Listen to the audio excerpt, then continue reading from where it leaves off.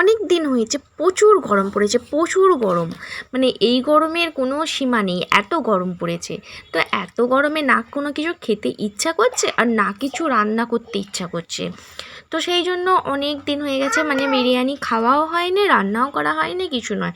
দোকান থেকে যে কিনে খাবো সেইটুকুও মানে ইচ্ছা করছে না গরমের জন্য।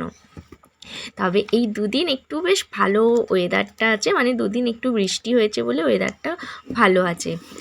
আর ওয়েদারটা যেহেতু ভালো আছে, তো সেই জন্য কর্তামশাইকে বলেই ফেললাম যে আমি কিন্তু আজকে বিরিয়ানি খাবো, কারণ আমি অনেক দিন বিরিয়ানি খাইনি, আর আমি হচ্ছি পুরো বিরিয়ানি লাভার। মানে বিরিয়ানি আমার এত ভালো লাগে, আমাকে বুঝি সকাল সন্ধে রাত্রি সারা দিন দিলে আমি সারা দিন বিরিয়ানি খেতে পারি, এত আমার ভালো লাগে। তো সেই জন্য ওকে বললাম যে আজকে আমি বিরিয়ানি খাবো, আমাকে সব কিছু জোগাড় করে দাও, আমি কিন্তু রান্না করে খাবো। ও বলছে ঠিক আছে, তোমার খাবার ইচ্ছে হয়েছে, আমি বাইরে থেকে কিনে আনছি। বলছি না না, বাইরে থেকে তোমাকে আনতে হবে না, তুমি আমাকে সব কিছু জোগাড়টা ঘরে করে এনে দাও, আমি নিজে হাতে তৈরি করে খাবো। কারণ বাইরের বিরিয়ানি যতই বলো, হ্যাঁ বাইরের স্বাদ আলাদা, ঘরের স্বাদ আলাদা, এটা কিন্তু মানতেই হবে যে দোকানের মতো আমরা ঘরে কোনো দিনই ওই রকম করতে পারবো না। কিন্তু ঘরেরও যে রান্নাটা করা হয় সেটাও কিন্তু স্বাদটা এতটাই ভালো লাগে, জানি না কেন আমার তো খুব ভালো লাগে, কারণ নিজের হাতে রান্না করি তারপরে যখন ভালো হয় সবাই বলে বাহ খুব সুন্দর হয়েছে, খুব সুন্দর হয়েছে, তখন তো আরও মনটা ভরে যায়। তো সব কিছু মিলিয়েই হচ্ছে স্বাদটা আরও বেড়ে যায়।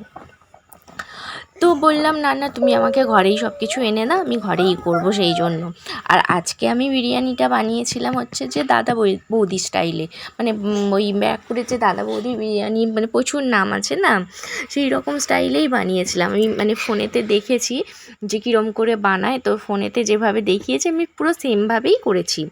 আর বিশ্বাস করো আজকের মানে স্বাদটা, আমি তো এত বিরিয়ানি রান্না করেছি, আজকের স্বাদটা সত্যি মানে কি বলবো, সত্যিই ভালো হয় সত্যি।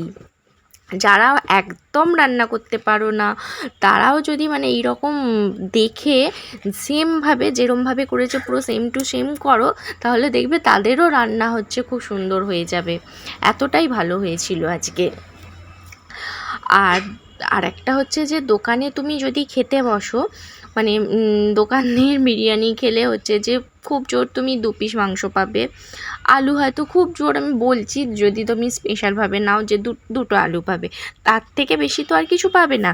কিন্তু ঘরে তুমি যদি রান্না করো তো যতগুলো ইচ্ছা ততগুলো আলুও খেতে পারবে, যতগুলো ইচ্ছা ততগুলো তুমি মাংসও খেতে পারবে। তার থেকেও বড় কথা হচ্ছে তুমি যতবার ইচ্ছা খেতে পারবে, মানে সকাল দুপুর রাত্রি তোমার যতবার ইচ্ছা একটুখানি বেশি করে খালি রান্না করে নাও। আর তুমি যদি মানে খুব আমার মতো ভালোবাসো, একটু বেশি করে রান্না করে নিয়ে সারা দিন ধরে খাও শুধু বিরিয়ানি আর বিরিয়ানি। তো আজকে আমি ওই দাদা বৌদি স্টাইলেই বানিয়েছিলাম, আর সত্যি আজকে খুব সুন্দর হয়েছিল রান্নাটা। তো দেখো আমি এখানে একটুখানি চর্বির মাংস নিয়ে নিয়েছি, কারণ আমার মানে চর্বির মাংস খেতে প্রচণ্ড ভালো লাগে, সেটা মটনই হোক চিকেনই হোক, যদিও চিকেনে খুব একটা চর্বি থাকে না, কিন্তু তাতেও যে একটু একটু লেগে থাকে না, সেই চর্বিটাও আমার ভালো লাগে। তো সেই জন্য একটা চর্বি পিসের মাংস নিয়ে নিয়েছি, আর আলু নিয়েছি আমি দুটো, আপাতত এখন পাতে দুটো নিয়েছি, আবার ইচ্ছা হলে আবার নেবো, কারণ একটাই যে ঘরের এটা রান্না যত খুশি আমি তত নিতে পারি, কোনো মানে লিমিটেড নেই, আনলিমিটেড, যতবার ইচ্ছা ততবার খাও, যত খুশি তত নাও।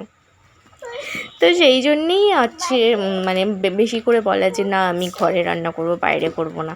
তা বলে এটা নয় যে বাইরের খেতে ভালোবাসি না, বাইরের খাবারটাও ভালো লাগে, কিন্তু মাঝে মাঝে নিজেরও একটু ইচ্ছা হয় যে নিজে করবো, রান্নাটা ভালো হবে, আর সবাই আমাকে বললো বাহ বাহ কী সুন্দর রান্না হয়েছে, এত ভালো রান্না তুই পারি মানে শিখলি কবে।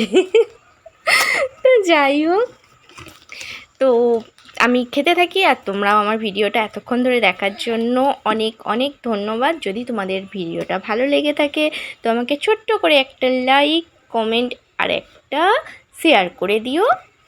আর তুমি যদি এটা ফেসবুক থেকে দেখে থাকো তো আমার চ্যানেলটাকে ফলো করে দিও, আর ইউটিউব থেকে দেখে থাকলে চ্যানেলটা সাবস্ক্রাইব করে দিও। তো দেখা হবে খুব তাড়াতাড়ি আবার একটা নতুন ভিডিওর সাথে। তো আজকের মতো টাটা বাই বাই, সবাই ভালো থাকো, গরমে বেশি বেশি করে খাও আর লাইফটাকে এনজয় করো, আর কি, টাটা।